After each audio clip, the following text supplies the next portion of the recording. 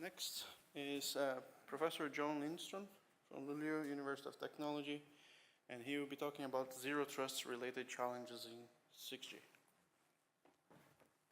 Thank you.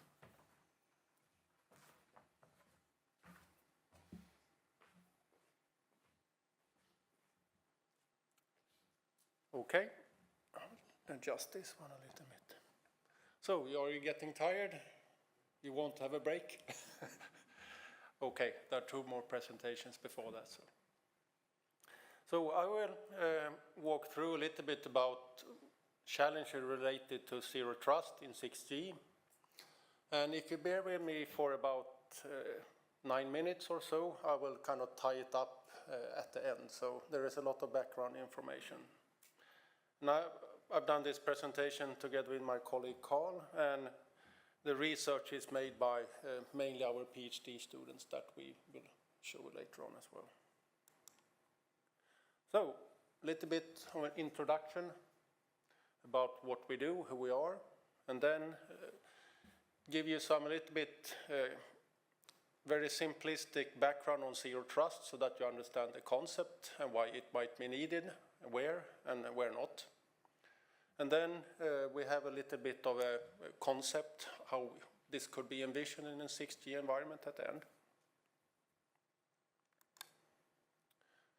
But anyways, cybersecurity at LTU, we are a recent founded subject, 2 years almost now. However, we've done research, but it has been scattered throughout a lot of different subjects, but now it's focused anyway. And we work with normal IT information security, IoT, OT security, and also a lot with security in communications as well. And we have different projects, and we've done some together with Luleå here as well. So I think we are still welcome here anyway now. So. And we also have a new master's program in cybersecurity that started in September. So we have a lot of teaching. And we had 2,000 applicants, I think, for that one. So it was obviously a popular choice for many students.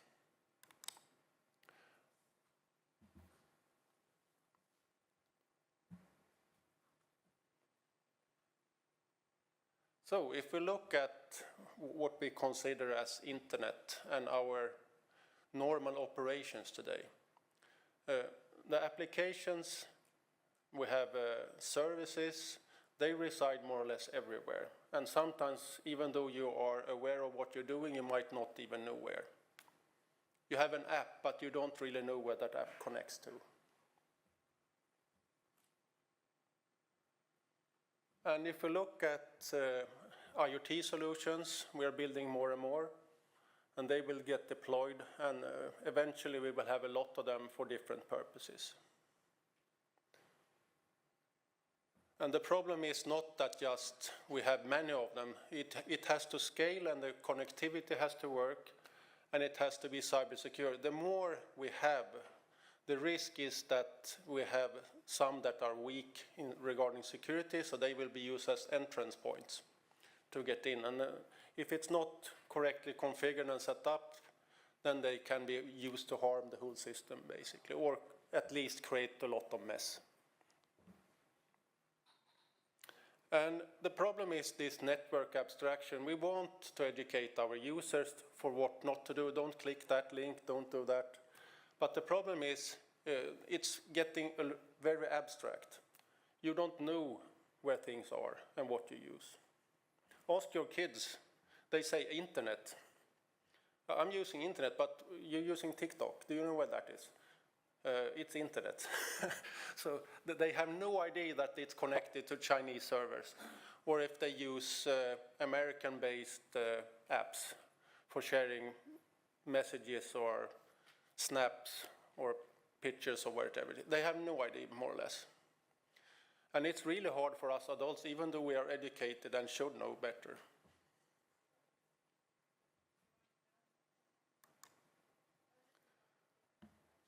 And what we need to do is that we need to improve this so that it gets easier.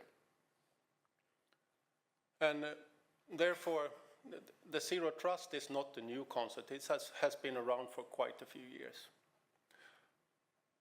So you can see, basically, I tried to do some really nice figures. They are not that nice, but at least they explain the point anyway.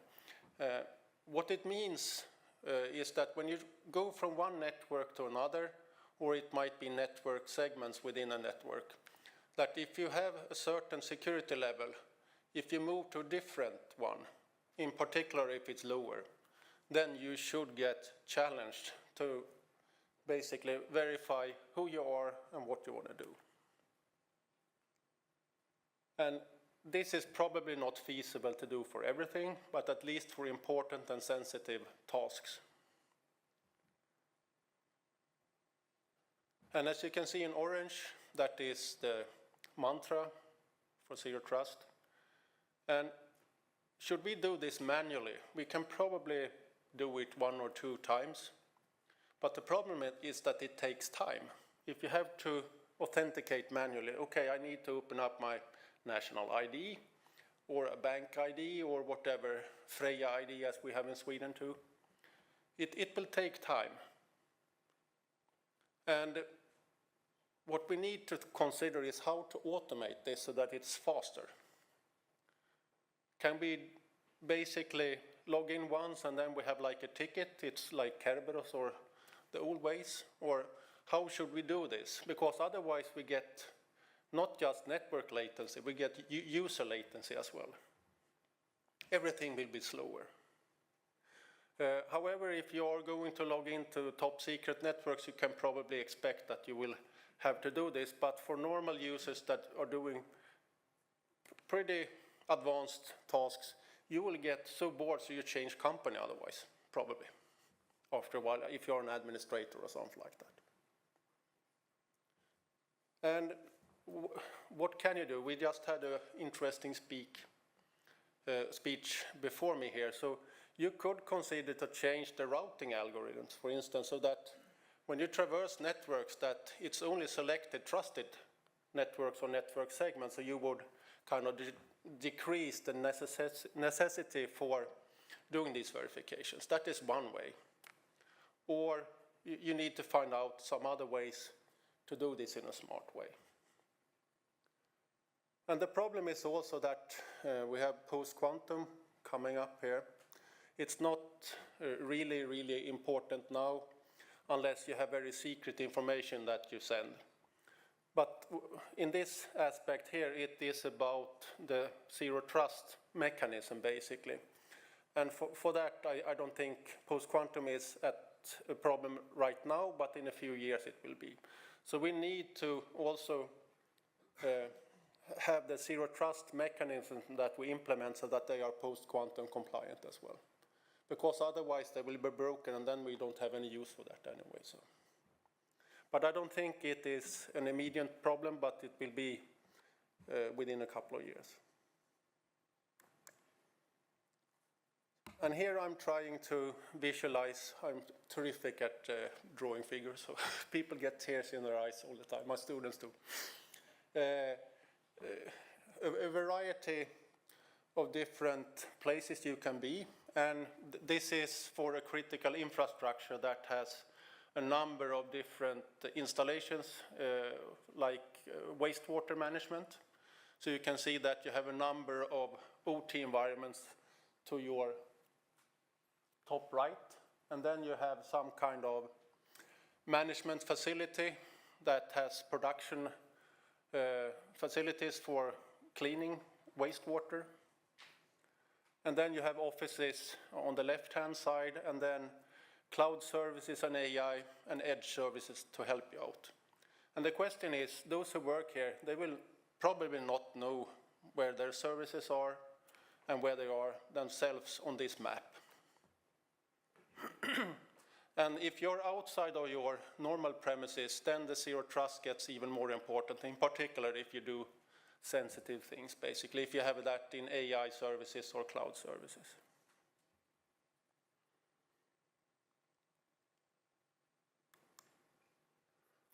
And I mentioned earlier when I was in the panel about the number of EU regulations and laws coming up here. And if you look, try to simplify this just to illustrate this a little bit so you understand. For most organizations that are a little bit sensitive to society, we have the NIS2, and then we have GDPR, that goes for almost everyone anyways, and AI Act. And if you're a critical provider or critical infrastructure, then you can see below it, there are some more stuff. CER, Critical Entities Regulation. You have DORA for financial institutions, and a lot more if you are a telco provider, if you work with energy distribution, clean water management, wastewater management, etc. So the list just gets longer. And you might also have Cyber Resilience Act and Cybersecurity Act as well. So this is very simplified, so it's even worse. It might be 25, 30 ones that applies to you in worst case. And if you work as a provider for IT, OT, IoT systems, then you have the next below that. And then you have probably Cyber Resilience Act, that is a number of security requirements. Otherwise you can't sell your product or service basically if you don't fulfill that. And it's a lot. And then you have a number of different ones. You have the Data Act, which also enables that users can see their data at the provider as well. And at the bottom, if you have a portal, basically, you also have Digital Markets Act, for instance, that you have to behave in a certain manner so you don't behave like Google and those other guys that really don't care about you as a customer, but only to make money for themselves. So, so there needs to be some kind of rationality so that you have some power. So you can see that there is a lot, and if you're part of the value chain in the second group as a provider of IoT, OT systems or IT systems, then they apply to you too as well because you are in that value chain. So life gets even better then. So I think it's good to understand that this is a compliance nightmare because not all of these are new, but a lot of them are. And this have to be analyzed. And if we go to the second group here,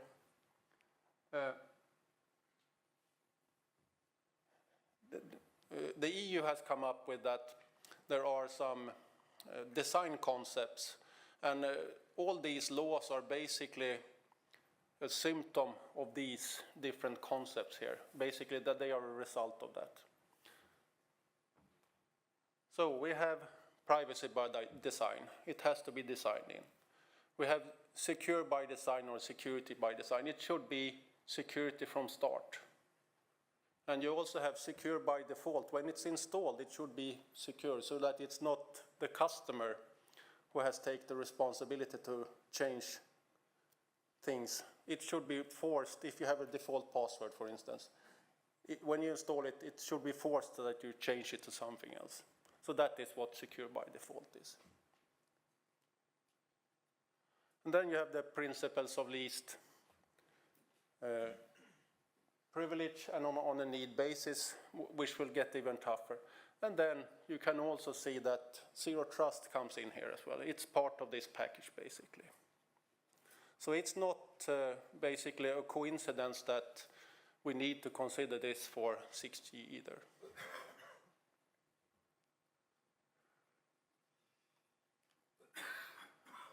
And regarding 6G, we also need traditional security, but we need to solve these new problems that are related to all of these new requirements that are coming up, plus that we have an extremely hostile world at the moment, so we might even need to think even further. So just that we have legal requirements does not perhaps end it. We might need to continue even further. And the problem is that EU hasn't really told us how to do it, they just tell us what to do at the moment, so, except for NIS2. And this is a costly thing, so this is not really something that you do on a coffee break. It takes a number of years to do this for product suppliers or product providers. And trying to put things together, basically, here are some logical components. You can see that this is not just extremely easy, and I don't think even if you want to involve complex routing into this to make it even faster, it's not even involved in this concept here. But AI needs to be used to speed it up so that you have some rules that can be enforced to set up in a policy. Otherwise, this will be too slow, and the latency will be, it will not be acceptable for most users anyway.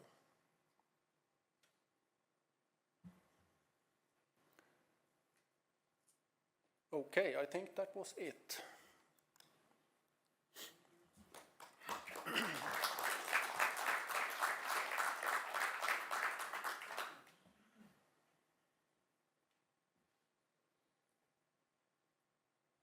Everybody wants to have coffee.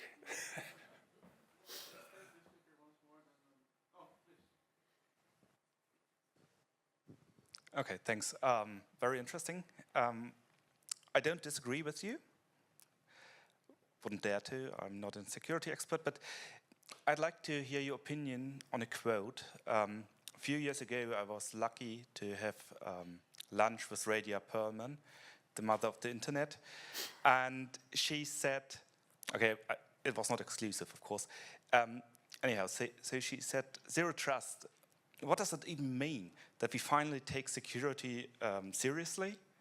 So she was implying, I guess, that this is basic security we should have done all the time and now implemented under a new label. What do you think? Yeah, I think parts of it is traditional, but the problem is that we haven't really made the security mechanisms go all the way. So we have parts of it that are needed, like identification, authentication, authorization, and then we have the routing. We have routers, we have switches and all, but we didn't go all the way really. So we need to do it all the way. But it might not be required for everything, but for certain things, in particular if you need high-grade security around that context, it's needed, I think. It's very expensive to have separate or exclusive networks that are only used like you have in the military or other organizations. It's really costly if you should have that for a large part of society. So, yeah, no good answer, but okay.